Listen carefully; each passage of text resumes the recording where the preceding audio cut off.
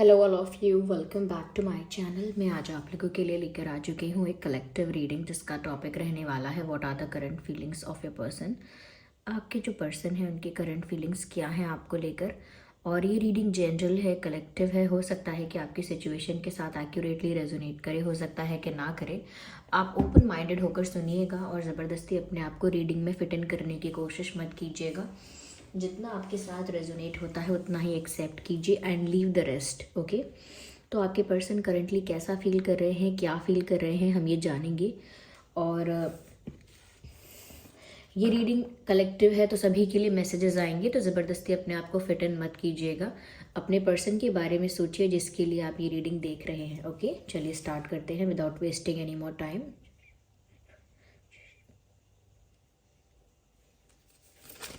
चलिए, so here we have the first card and the second. What are the current feelings of your person? So okay, no, I need one card at one time.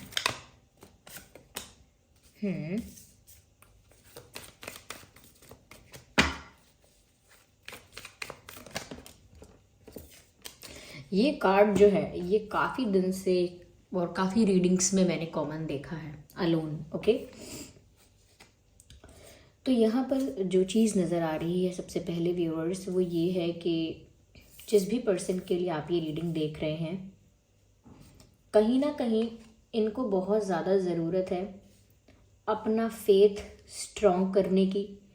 अपना जो विश्वास है divine के ऊपर, उसको strong रखने की बहुत ज़्यादा ज़रूरत है। और कहीं ना कहीं इनकी एनर्जी जो है वो इस वक्त थोड़ी लो नज़र आती है, तो उसको भी थोड़ा सा अपलिफ्ट करने की ज़्यादा ज़रूरत है। That's what I think.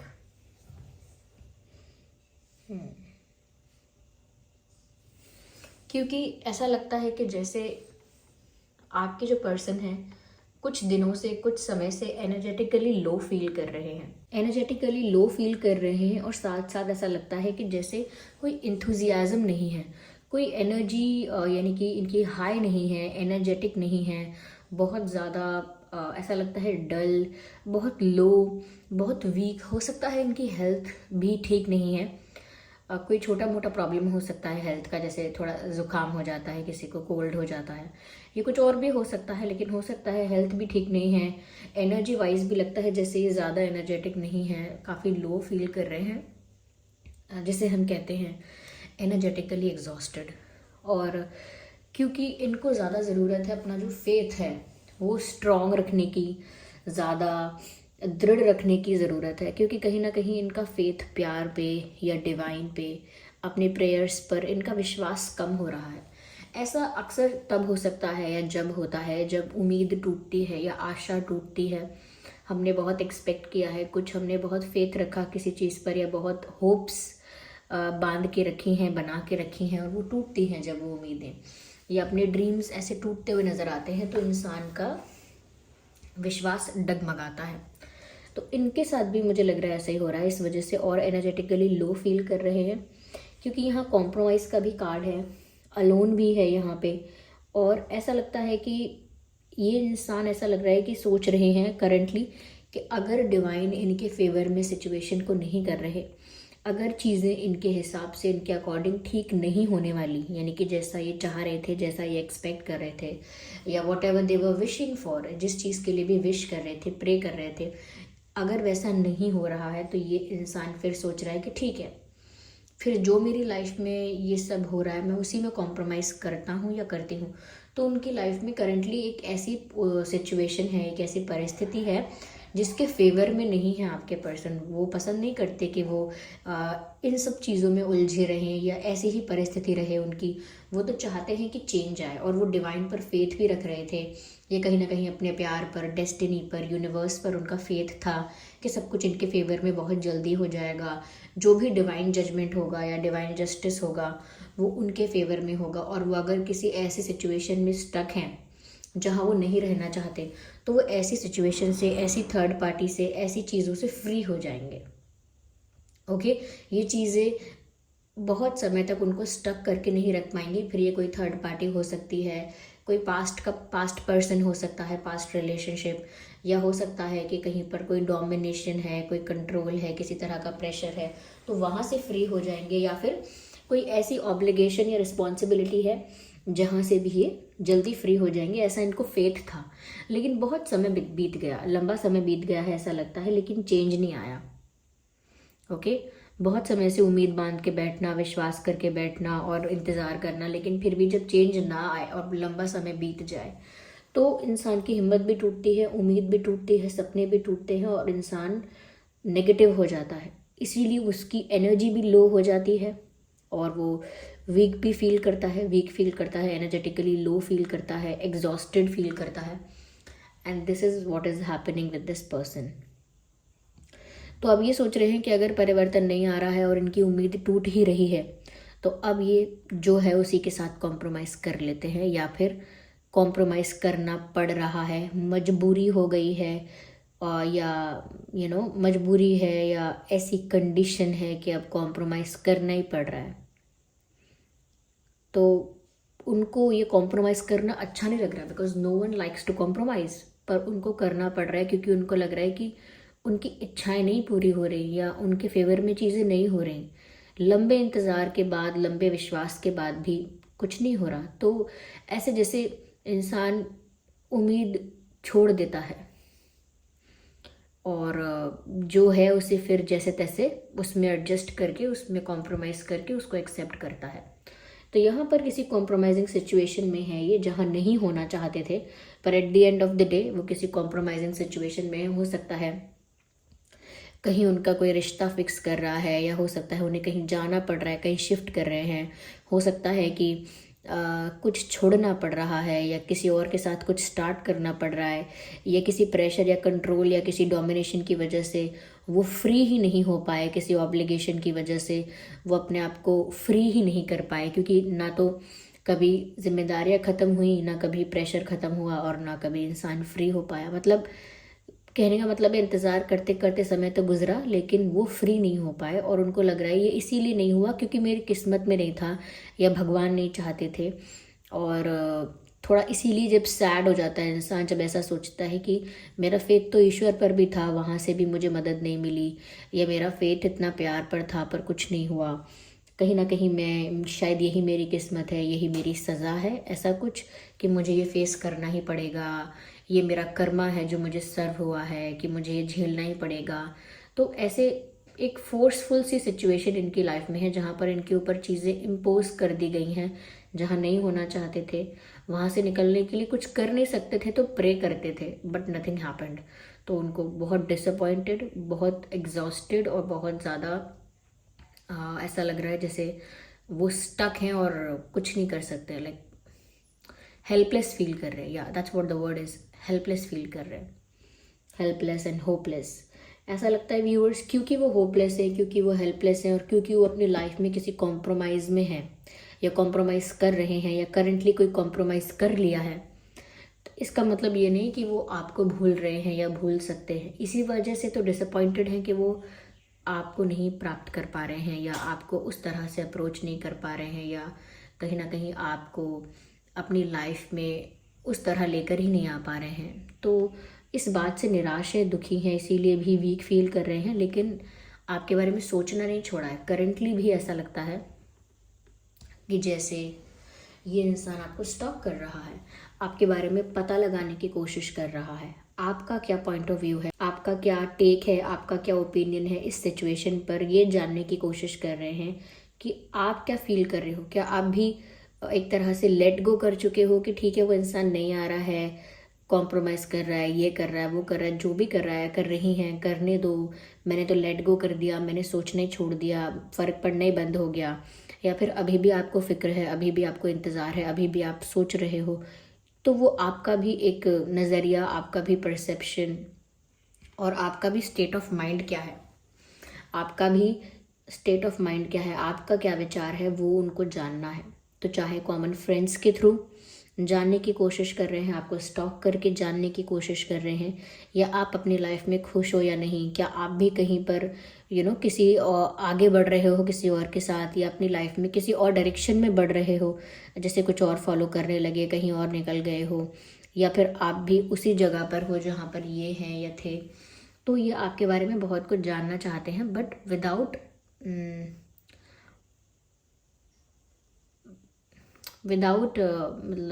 Sharing, मतलब किसी आपके साथ शेयर नहीं करना उनको, या कहीं ना कहीं इस चीज़ को दर्शाना नहीं है कि वो बहुत ज़्यादा आपके बारे में पता कर रहे हैं।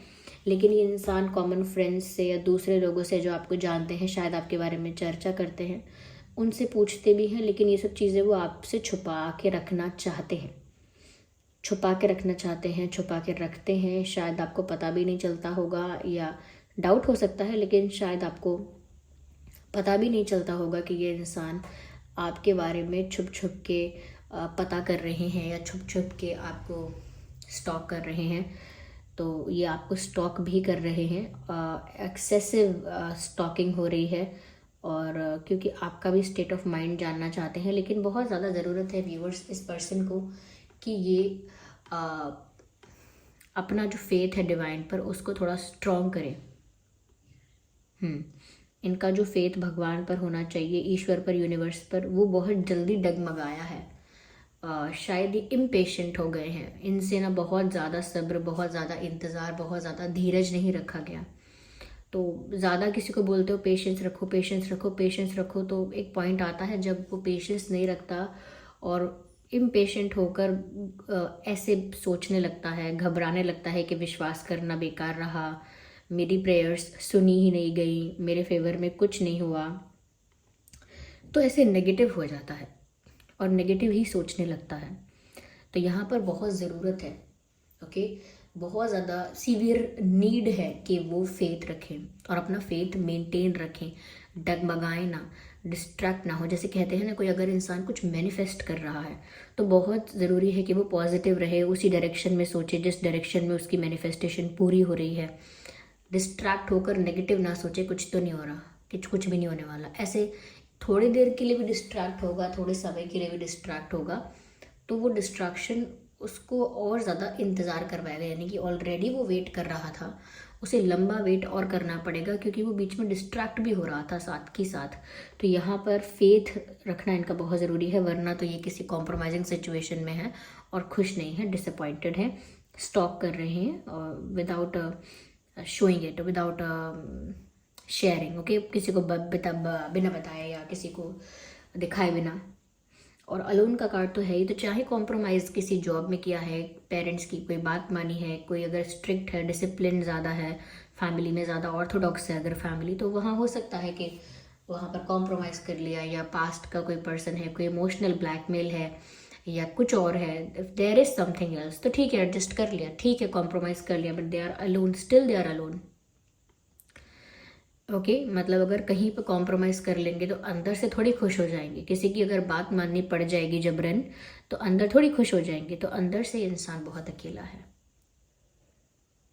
इनको आपकी कमी महसूस हो रही है, या आपके बिना अकेलापन महसूस कर रहे हैं, and they are missing you, yes, this person is missing you. और बहुत ज़्यादा ऐसा भी हो सकता है कि इंसान बहुत ज़्यादा एस्ट्रोलॉजी में ध्यान दे रहे हैं कि अरे मेरा चार्ट कैसा है, या मेरे भाग्य में, किस्मत में कब मेरा बुरा टाइम ख़त्म होगा। अक्सर ऐसा होता है ना इंसान के जीवन में, जब इतनी निराशा आती है तो इंसान ऐप्स पर या लोगों से बहुत ज़्यादा अपना बर्थ चार्ट, वैदिक ये एस्ट्रोलॉजी वगैरह से पता लगाने की कोशिश करते हैं, मेरा कौन सा समय चल रहा है, कौन सी दशा चल रही है मेरे जीवन में, मुझे अब क्या करना चाहिए, कब अच्छा समय शुरू होगा। या फिर बहुत ज़्यादा हॉरोस्कोप देखता है कि मेरा आज का दिन कैसा है, कल का कैसा है, क्या कहती है मेरी, मतलब, या फिर हाथ देखना कि रेखाएं क्या कहती हैं, क्या है मेरी किस्मत में। बहुत ज़्यादा स्पिरिचुअलिटी नहीं, देखिए स्पिरिचुअलिटी अलग चीज़ है, बहुत ज़्यादा इन चीज़ों में जा रहे हैं कि कोई मुझे मेरा भविष्य बता दे क्या होने वाला है, कोई बता दे मेरे साथ क्या हो रहा है, कोई बता दे मेरा अच्छा समय कब शुरू होगा। तो बहुत ज़्यादा इन चीज़ों में भी पड़ रहे हैं, और अकेले तो बहुत हो गए हैं। शायद फ्रेंड्स होंगे, फ्रेंड सर्कल होगा, लोग होंगे आसपास, पर ये तो अकेलापन वो है व्यूअर्स जो अंदर से आता है। जैसे इसको एग्जाम्पल को लिटरली मत लीजिएगा, यानी कि जैसे बोल रही हूँ वैसे ही मत एक्सेप्ट कीजिएगा कि एग्जाम्पल दे रही हूँ। जैसे घर में ग्रैंड पेरेंट्स होते हैं, दादा दादी होते हैं, दोनों ने बहुत लंबा समय साथ में गुजारा होता है, लेकिन जब एक चला जाता है, ओके, एक गुजर जाता है, एक चला जाता है, तो दूसरा इंसान को कितना भी खुश रखो जो बच गया है, सपोज दादी रह गई या दादाजी रह गए, एक चला गया कोई, तो उनको मान लो दादी जी हैं, उनको कितना भी खुश रखो, कितना भी उनको हेल्थ वाइज उनका ध्यान रखो और उनको डाइट अच्छी दो, उनको हर जगह घुमाने ले जाओ, उनको अच्छी से अच्छा उनको ट्रीटमेंट दो, उनको बहुत प्यार करो, बहुत कंफर्ट दो, उनको बिल्कुल अकेला महसूस ना होने दो, आपको हमेशा लगता रहे कि वो अकेली ना रह जाएं, उनको अकेला मत छोड़ना, उनका ध्यान रखना, वो फिर भी वो अंदर से अकेला ही फील करेंगे। चाहे उनके घर में कितने भी लोग हैं उनका ध्यान रखने वाले, उनको प्यार करने वाले, still they will feel alone. तो ये इस तरह का अकेलापन होता है जो लोग अपने प्यार से या लोग अपने अच्छे बिहेवियर से उसको भर नहीं सकते। ये एक ऐसा गैप है जो कोई फिल नहीं कर सकता।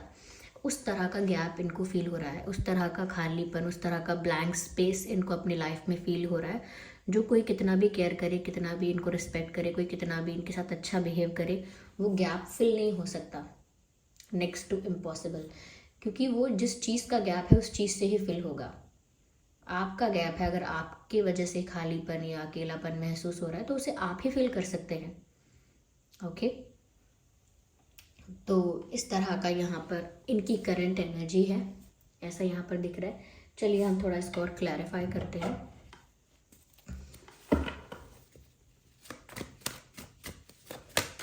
व्यूअर्स, अगर ये नहीं रख पा रहे हैं डिवाइन पर फेथ, इनका फेथ अगर ईश्वर पर कमज़ोर हो रहा है, तो आप लोग भी ऐसा कर सकते हैं, क्योंकि आप लोग पार्टनर्स हैं।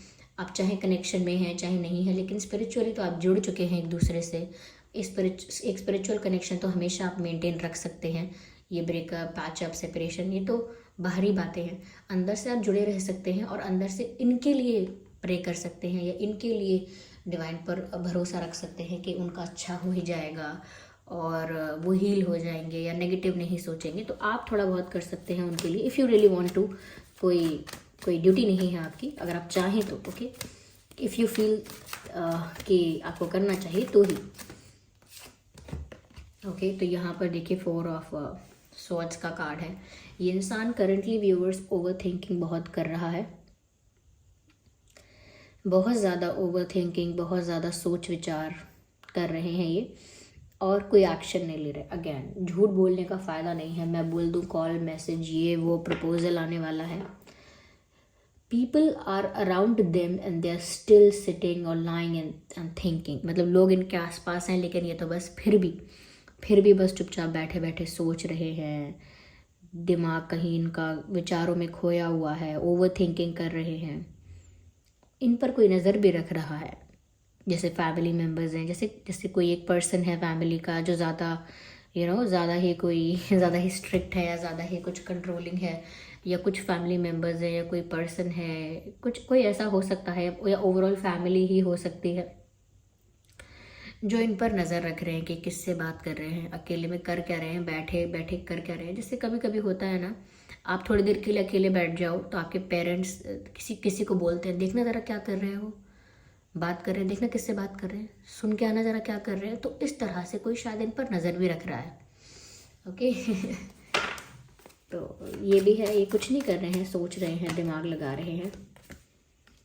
ऐसा नहीं है कि सोचते, ये भी नहीं सोचते कि वो एक्शन लेंगे, ऐसा भी सोच लेते हैं एक्शन लेंगे, लेकिन वो बहुत कॉन्फिडेंस के साथ नहीं सोच पाते।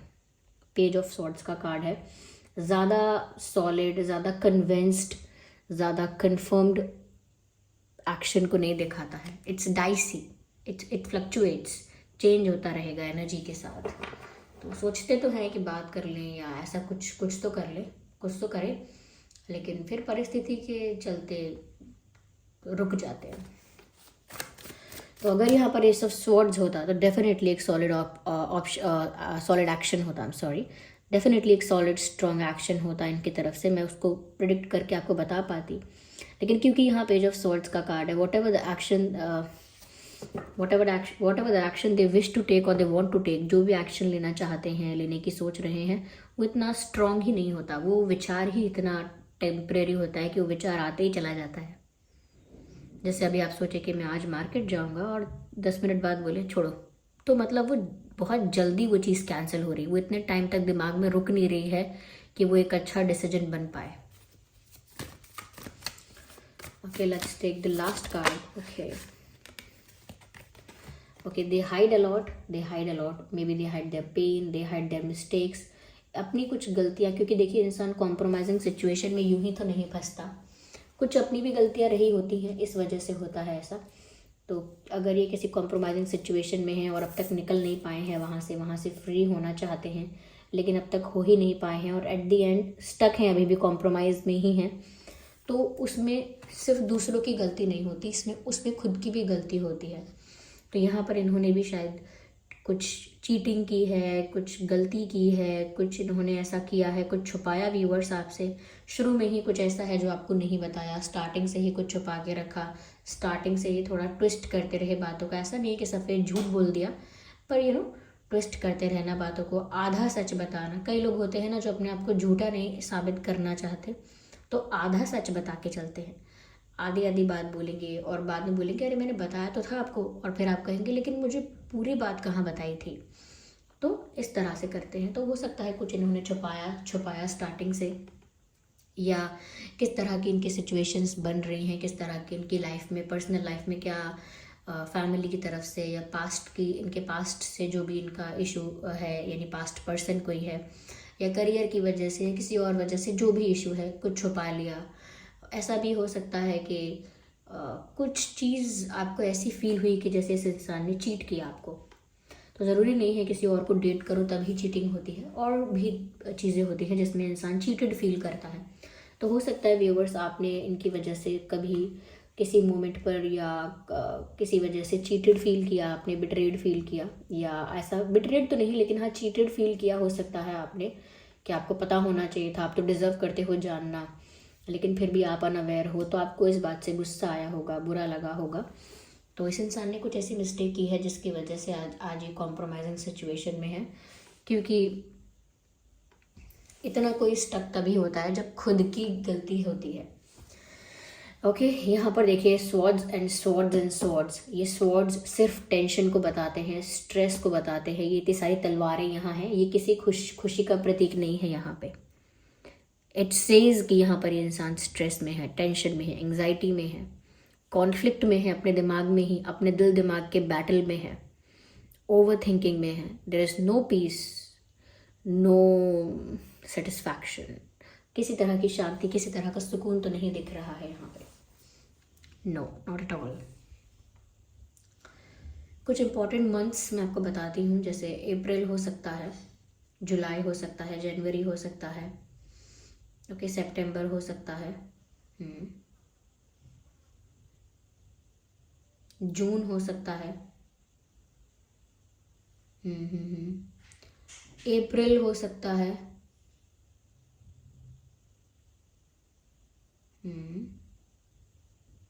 जून भी हो सकता है। आई थिंक मैंने बता दिए हैं ये महीने, कुछ ये मंथ हैं जो रेलिवेंट हो सकते हैं। डेट्स क्या हो सकते हैं रेलिवेंट? 4, 14, 24, 6, 16, 26, 7, 17, 27, 9, 19, 29, 4, 14, 24, 3, 13, 23, 5, 15, 25, ये कुछ डेट्स हैं जो रेलेवेंट हो सकते हैं, इंपॉर्टेंट हो सकते हैं, और ये डेज भी हो सकते हैं, या कोई हफ्ते या महीने भी हो सकते हैं। ये अलग अलग सिचुएशन के लिए अलग अलग तरह से एप्लीकेबल होगा। या फिर भी चलिए आप लोगों के लिए एक लास्ट एक डिवाइन गाइडेंस ज़रूर लेते हैं। एक कार्ड ही लेंगे, सिर्फ just one card, and here we have this card. देखिए, ये बिल्कुल आप लोगों को शांति पहुंचाने के लिए, आप लोगों को रिलैक्स रखने के लिए आई थिंक मुझे गाइड हुआ था कि मुझे एक कार्ड और लेना चाहिए, एक डिवाइन मैसेज लेना चाहिए। वो शायद आप लोगों के शांति बनाए रखने के लिए या ज़्यादा स्ट्रेस ना लें आप लोग, इसीलिए भेजा गया है, क्योंकि कार्ड का मैसेज आप देख ही सकते हैं। द सिचुएशन विल इम्प्रूव, यानी कि जो भी ये सिचुएशन चल रही है ये ऐसे ही नहीं रहेगी सदा के लिए। Things will change, and situation will improve. तो परिस्थिति अच्छी हो जाएगी, पहले से बेहतर हो जाएगी, पहले से सब कुछ ठीक हो जाएगा। इसीलिए आपको इतना नहीं डरना है कि अब तो सब सदा के लिए ख़राब, सदा के लिए कुछ ख़राब नहीं होता है। सिचुएशन विल इम्प्रूव यानी कि परिस्थिति जल्द ही आगे जाके ठीक हो जाएगी। Everything will be fine. Okay, यहाँ पर ये आपको एश्योरेंस दिया जा रहा है, तो डरिए मत। So this was the reading. I hope ये रीडिंग आपके लिए हेल्पफुल और रिलेटेबल रही है। अगर इस रीडिंग ने आपको थोड़ा भी गाइड किया है, थोड़ी भी हेल्पफुल रही है, तो वीडियो को लाइक ज़रूर करें एंड कमेंट करके ज़रूर बताएं। कमेंट करके बताएं कितने % की रीडिंग आपके सिचुएशन से रेजोनेट करती है। अपना फीडबैक दीजिए, आपका फीडबैक बहुत इंपॉर्टेंट है। और अगर आप नए हैं ड्रीम टैरो चैनल पर तो सब्सक्राइब ज़रूर करें, बेल आइकन को प्रेस करना ना भूलें। Okay, so thank you so much कि आपने मुझे अपना कीमती वक्त दिया। चलिए फिर मिलते हैं अगली रीडिंग में, तब तक के लिए bye bye family, bye bye angels, love you all, bye bye, take care.